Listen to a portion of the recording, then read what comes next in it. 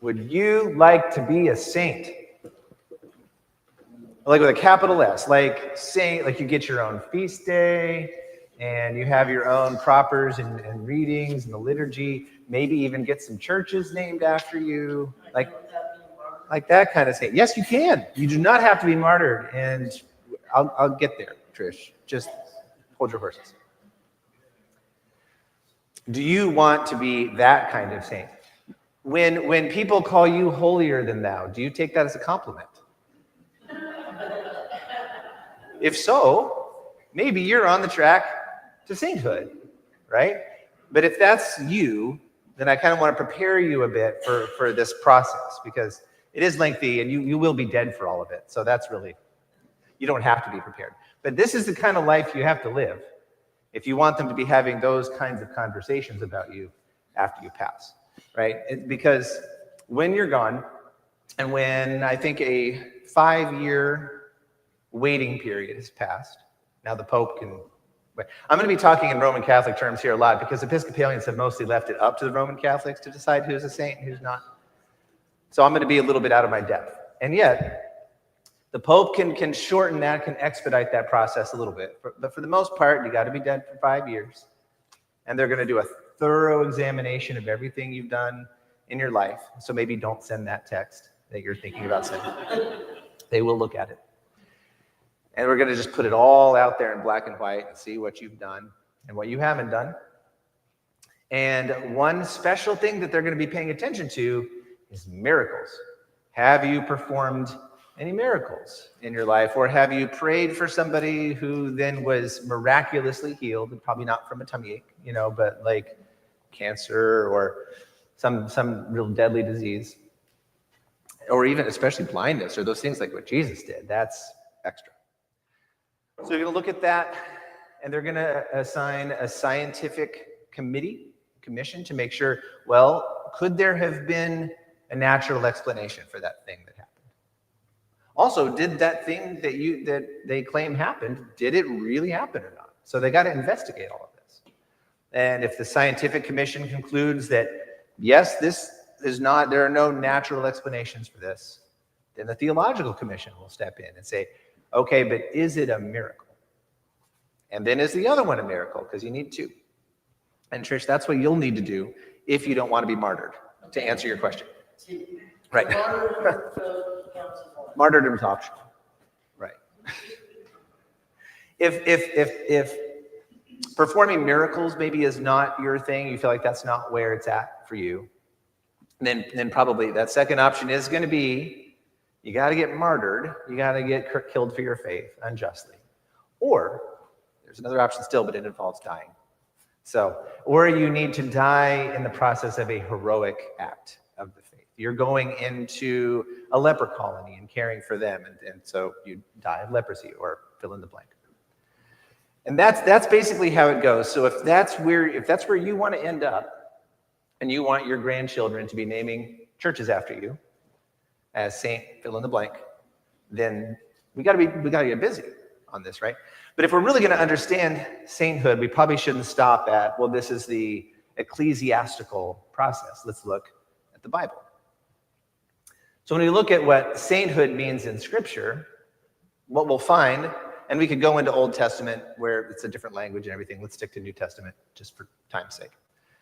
You're going to find that word saint in Greek, which is hagia or hagia. There's a couple different ways to pronounce it. It means holy, it means set apart. But we run into some issues,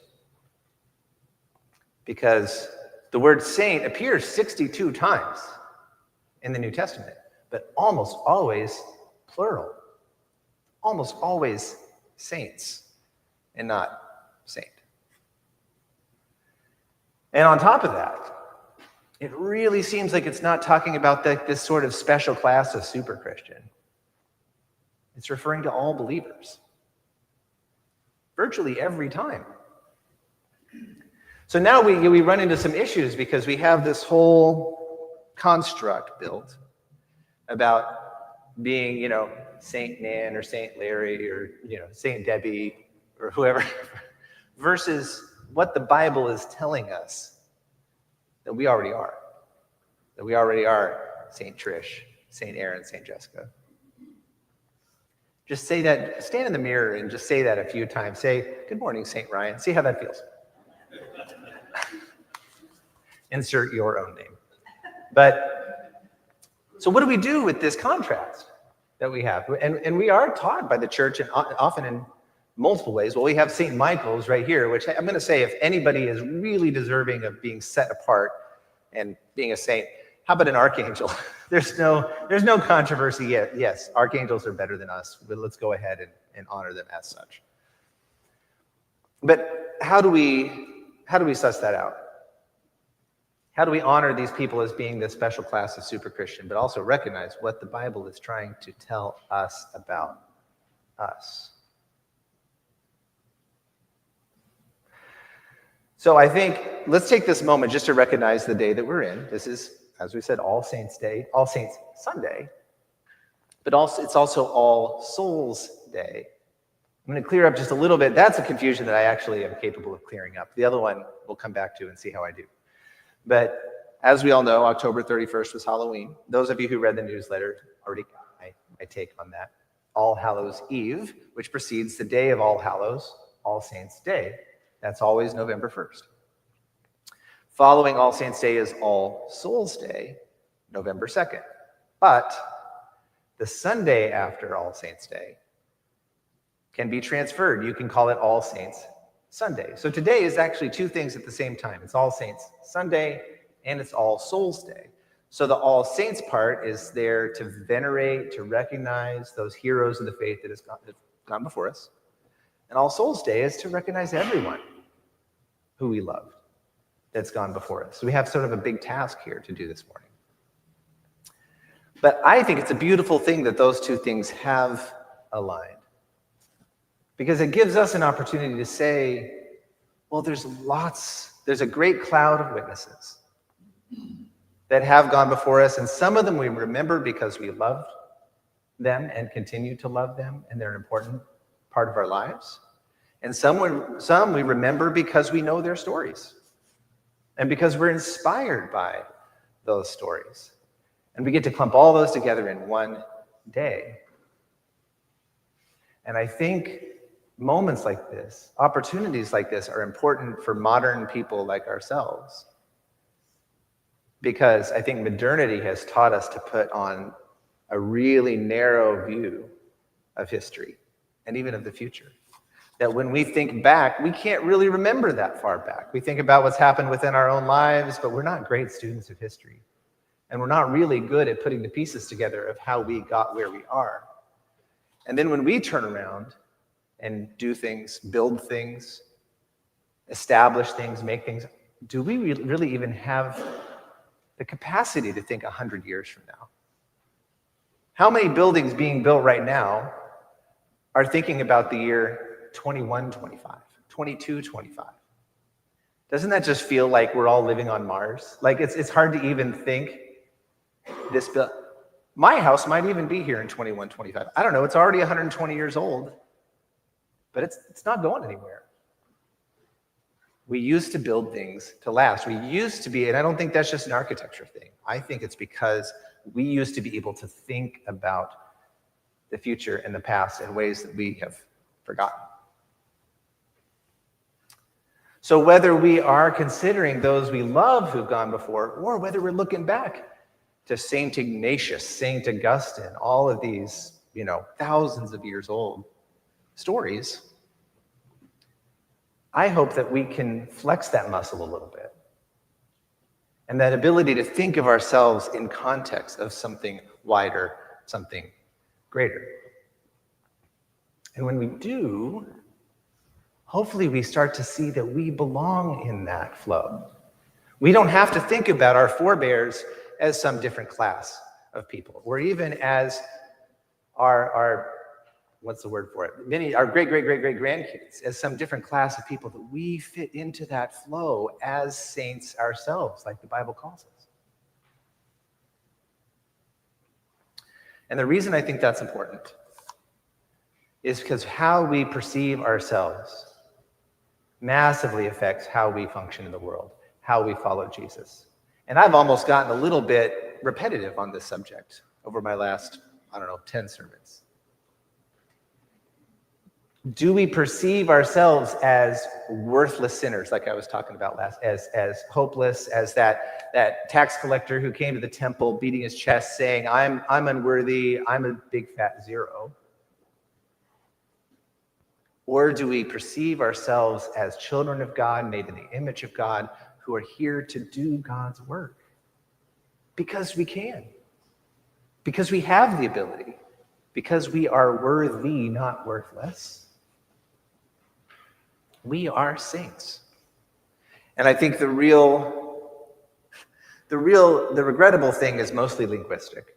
I think when the Catholic Church beatifies and canonizes and all of these fancy words to make a saint, they need a different word. I'll go ahead and put the word hero. I'll plug the word heroes of the faith into that. Not because they belong in some separate class from us. They were born and they died in the same kind of human that we are. Struggling, confused sometimes, not always getting it, trial and error, 3 steps forward, 2 steps back. Same kind of human, same kind of Christian. But if there's a difference between the heroes, the saints who have been recognized by the church, and the ones who are still in it, trying to figure it out, tripping and getting up and tripping and getting up, I think maybe the difference is what we choose to do with that word.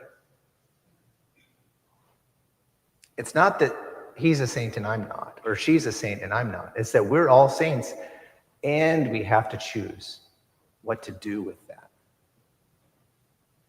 And maybe those who get the churches named after them are just the ones who said, we're all saints, and now I'm going to go try to live that out. I'm going to get up every morning and try to do it. I'm going to look around at what a mess we're in, whether that mess is political, whether that mess is public health, whether that mess is traffic jams, or whatever it is. I'm going to take this label saint for a ride and see what happens. And I feel like that's what Jesus is showing us in that gospel reading. That he doesn't get all hung up on who's in and who's out, or on wearing that label on your lapel or branding something on your forehead. He's just saying, hey, every day is a choice. Try to make this choice. To love your enemies. To do good to those who hate you. To bless those who curse you. To pray for those who abuse you. Who are those people? Don't say it out loud. But take a quiet moment in your heart. Who is my enemy? And don't just say no one and move on. Think about it. Who is it that hates me? Who is it that curses me? Who is it that abuses me? Do I love them? That's not an emotion. That's not affection. That's a choice and an action. Have I made a choice to show love to that person? Have I made a choice to bless that person who keeps cursing me, even if they never stop cursing me? Not as a tactic to fix them or change their behavior, just because Jesus did it, and Jesus told us to do it. Bless that person. Do good to that person. Pray for the one who abuses me. Maybe I need to pray from a long ways off. Maybe I need to pray from 1,000 miles away for the person that abuses me. But I should pray. And there's a whole other sermon in this, like turn the other cheek, and I've actually preached it. But let's just take a moment to think, how do we feel when we're struck on the cheek? What do we want to do in response? And what is Jesus calling us to do instead? It's one thing to be a saint. It's another thing to live like a saint. To live in a way that's set apart, not us against the world, but set apart from our very instincts. and our desires for validation, our desires for recompense, our desires for justice, and to live set apart from those guttural instincts and choosing something else instead. Amen.